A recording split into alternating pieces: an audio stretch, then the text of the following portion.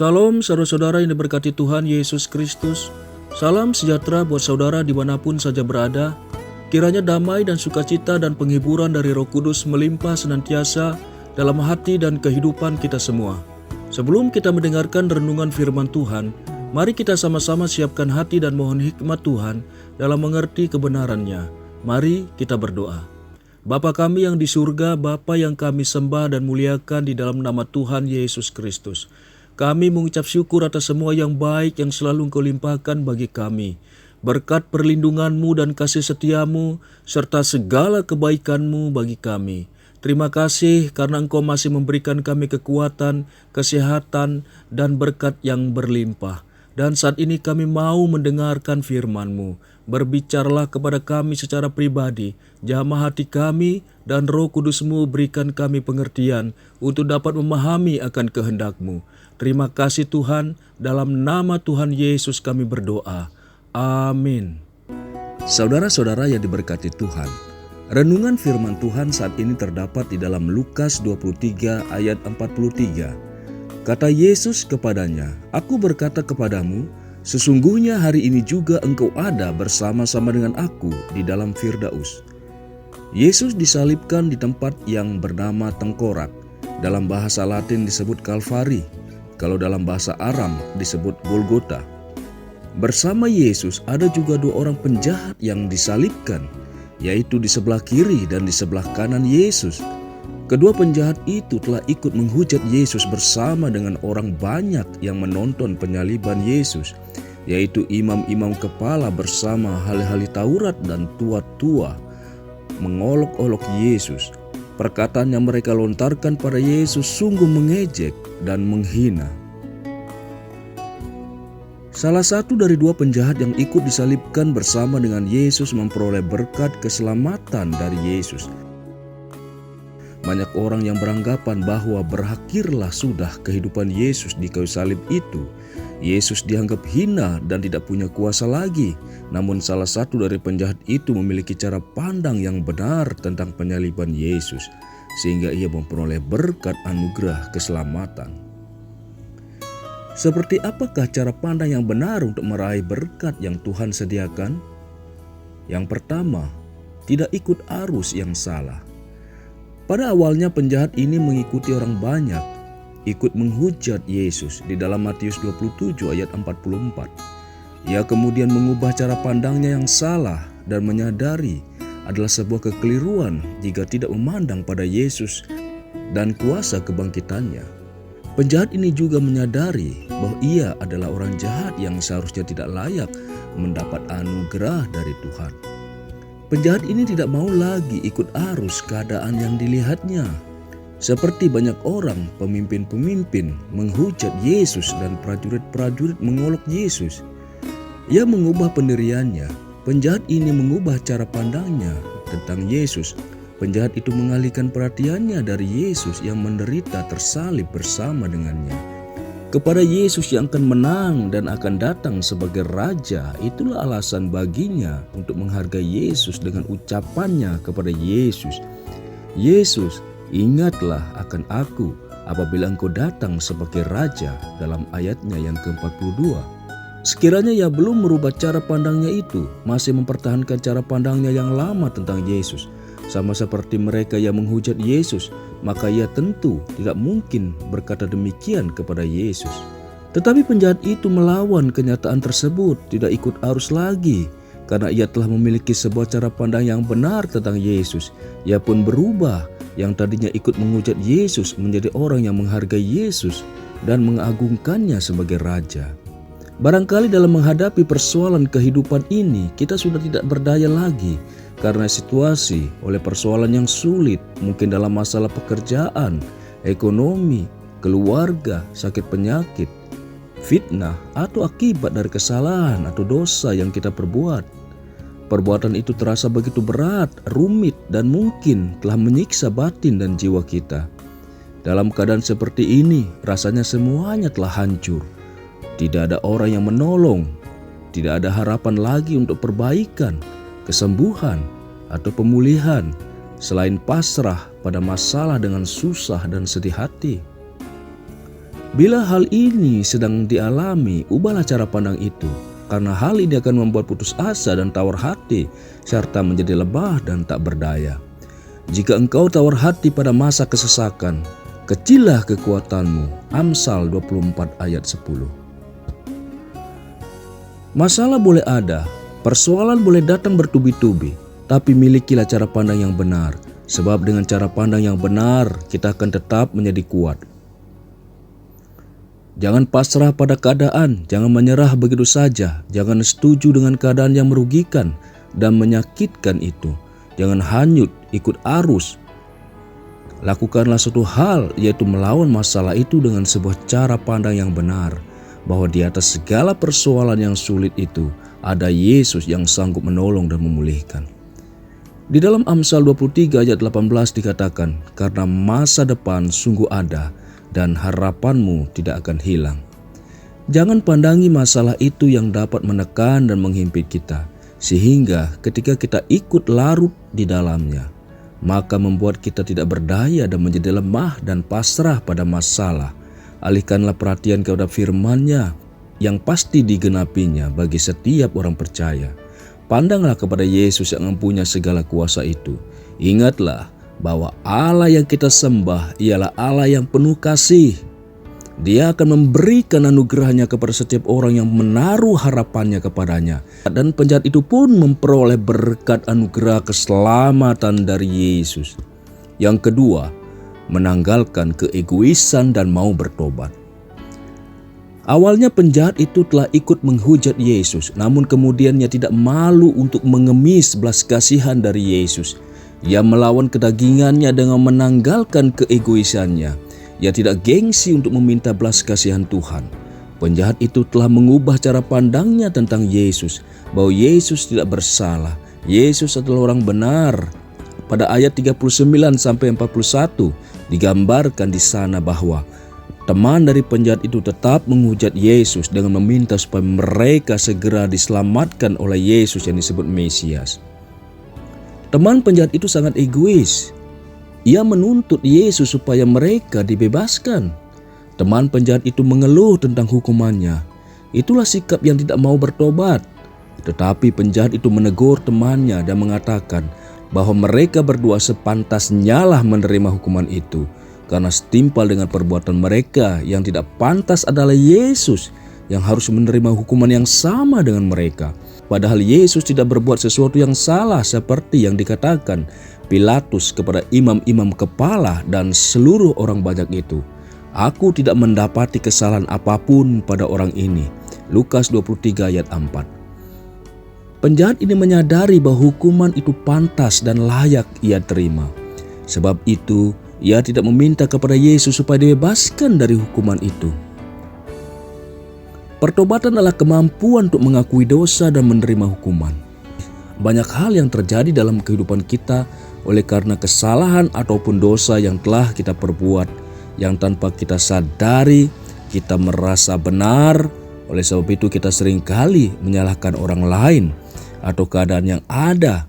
Bahkan ada yang menyalahkan Tuhan, menganggap Tuhan tidak adil. Sekalipun kita benar dan Tuhan izinkan masalah datang, hadapilah itu sebagai sebuah ujian. Pasti ada maksud Tuhan yang baik bagi kita supaya kita belajar tentang kebenaran Tuhan. Di dalam Roma 8 ayat 28, kita tahu sekarang bahwa Allah turut bekerja dalam segala sesuatu untuk mendatangkan kebaikan bagi mereka yang mengasihi Dia, yaitu bagi mereka yang terpanggil sesuai dengan rencana Allah. Jika kita ditegur oleh firman Allah, terimalah dengan hati yang terbuka, akui saja di hadapan Tuhan. Sebab tidak ada yang tersembunyi bagi Tuhan. Pakailah firman Allah sebagai alat untuk menilai segala sesuatu, terutama untuk mengevaluasi diri kita. Jangan keras hati. Lawanlah keegoisan, sikap yang membenarkan diri dengan merendahkan diri di hadapan Tuhan dan mengakui kesalahan. Tuhan tidak pernah membiarkan celaka orang yang mau merendahkan diri di hadapannya. Di dalam 1 Yohanes 1 ayat 9 dikatakan, jika kita mengaku dosa kita, maka Ia adalah setia dan adil, sehingga Ia akan mengampuni segala dosa kita dan menyucikan kita dari segala kejahatan. Penjahat itu menyadari bahwa ia orang berdosa, dan ia juga menyadari bahwa Yesus itu orang benar, percaya bahwa Yesus akan datang sebagai Raja. Tatkala penjahat itu mau merendahkan diri dan meninggikan Yesus, maka Yesus pun mengangkatnya dan memberikan anugerah keselamatan kepadanya. Anugerah adalah pemberian Allah dengan cuma-cuma, gratis, yang diberikan kepada orang-orang yang tidak layak menerimanya. Hidup kita di hadapan Tuhan adalah anugerah. Jangan bertahan pada keadaan yang dapat merugikan. Jangan egois, sekalipun kita telah berbuat salah, keliru atau berdosa. Asalkan mau bertobat, berbalik dari jalan-jalan hidup yang lama, datang merendahkan diri di hadapan Tuhan, maka akan dipulihkan oleh Tuhan. Dan percayalah, mujizat dan pertolongan Tuhan akan diperoleh. Mungkin rasa bersalah yang terus mengikuti. Cara untuk menghilangkannya adalah dengan mengakui kesalahan itu dengan jujur di hadapan Tuhan.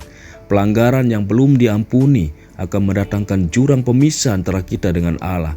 Suatu pengakuan yang jujur adalah langkah untuk berdamai dengan Tuhan dan manusia. Sebab yang Tuhan tuntut hanya akuilah kesalahanmu. Yeremia 3 ayat 13. Pengampunan dan kemurahan Allah tersedia bagi semua orang yang datang kepadanya dengan pertobatan yang sungguh-sungguh. Pemulihan selalu disediakan Tuhan.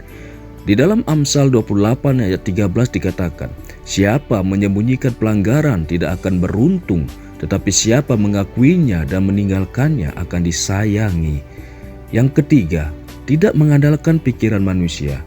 Akal sehat manusia bisa saja berkata jika Yesus itu Tuhan, pasti ia bisa selamatkan dirinya dari salib.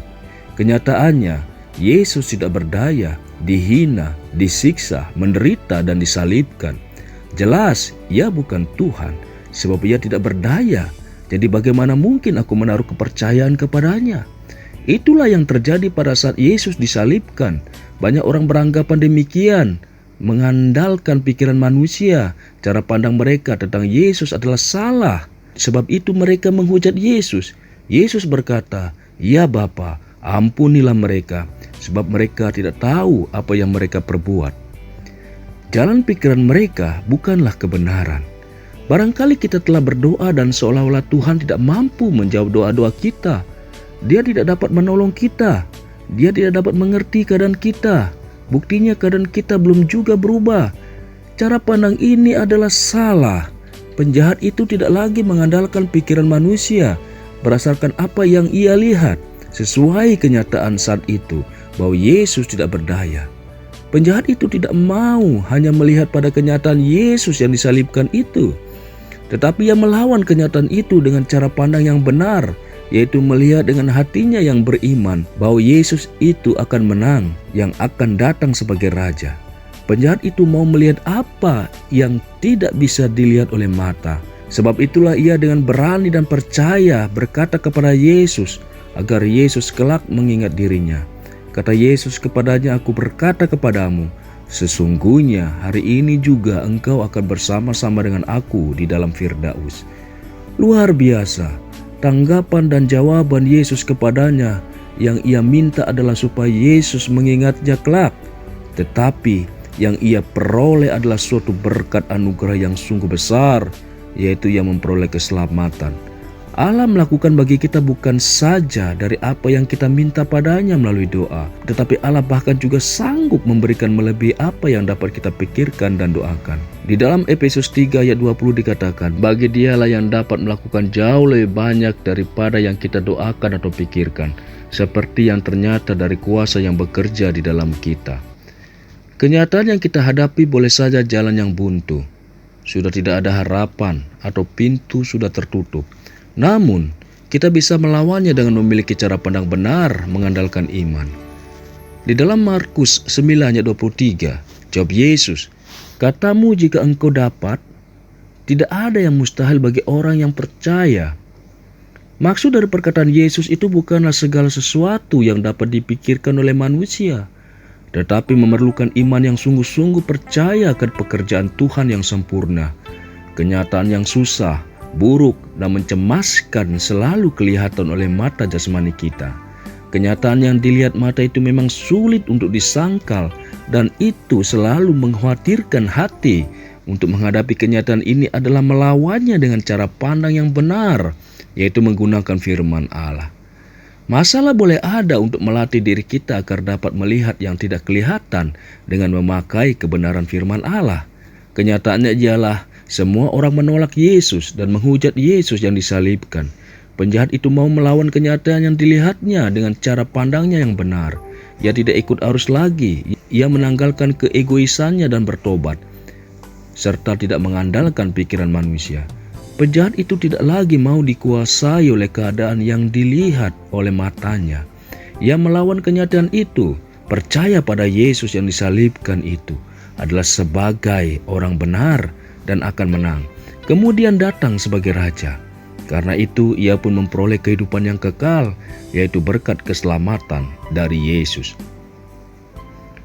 Kita akan berhasil ketika kita mau melawan kenyataan hidup yang pahit dan sulit itu dengan cara pandang yang benar sesuai kebenaran firman Allah. Kita harus terus belajar untuk menilai segala sesuatu dengan cara pandang yang benar supaya kita dapat menerima berkat Tuhan. Percaya saja pada kemampuan Allah yang sanggup untuk menolong kita, maka kita pasti menerima berkat dan mujizat-Nya yang tidak terbatas itu. Tuhan memberkati saudara. Amin. Saudara-saudaraku yang dikasihi Tuhan, setelah kita merenungkan firman Tuhan yang singkat ini, saya rindu kembali mengajak saudara-saudara untuk berdoa. Mari kita berdoa. Bapa kami yang di surga, kami mengucap syukur atas firman-Mu yang telah kami dengar dan renungkan. Firman-Mu yang mampu mengubah hati kami dan memberi kami kekuatan yang baru dalam melakukan segala aktivitas dan rutinitas kami.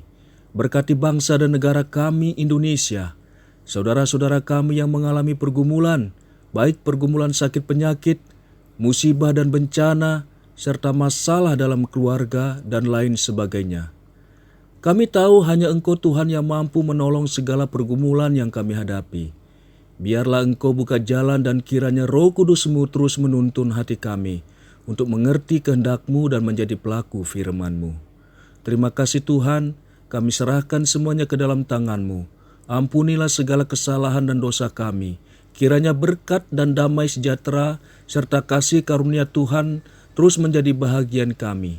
Hanya di dalam nama Tuhan Yesus kami berdoa. Amin. Haleluya. Saudara yang dikasihi Tuhan, saya percaya firman Tuhan saat ini sudah menjadi berkat dan kekuatan bagi kita semua. Tuhan Yesus kiranya memberkati. Sampai jumpa pada renungan berikutnya.